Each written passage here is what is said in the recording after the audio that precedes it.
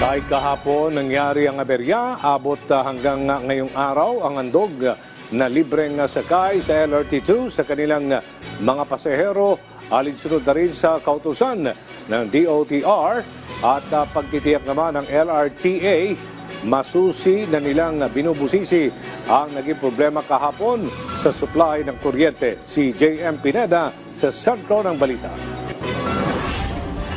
Hindi na umabot kahapon sa scheduled medical exam si Nanay Eva para sa kanyang nilalakad na papeles papunta sa ibang bansa. Naantala kasi ang biyahe ng LRT2 kahapon ng umaga, dahilan para maipit sila sa dami ng pasahero. Hindi naman ako naabutan ng aberya, kaya lang hindi na kami nakasakay ng umaga. Marami na nakapila sa Antipolo pero hindi na kami ng mga nakasakay. Nag-ano na lang kami, nag-jeep na lang kami kasi hanggang Cubao, tapos from Cubao, diretso na lang pa Pedro Hill. Kasi may mga jeep naman na nahirapan, sobrang traffic, hindi ako umabot.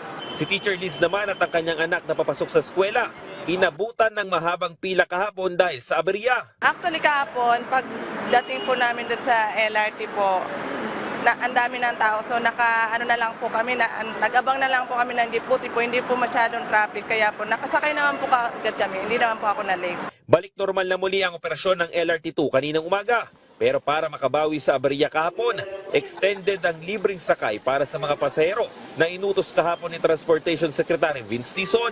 Kabilang nga sa mga nakinabang ay sina Nanay Eva at Teacher Liz na nadamay kahapon sa aberya sa train system.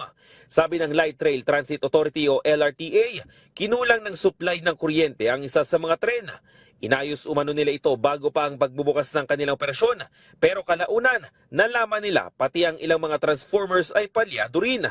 Bandang tanghali na nang mag-full operation na muli ang LRT2. Nag-deploy naman ang shuttle ang LRTA para may masakyan ng mga pasaherong naipit sa aberya.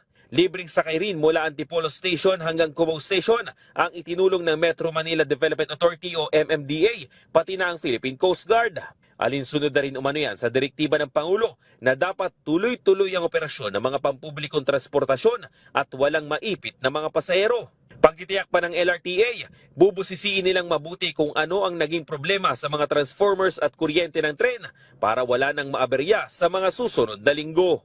JM Pineda para sa Pambansang TV sa Bagong Pilipinas.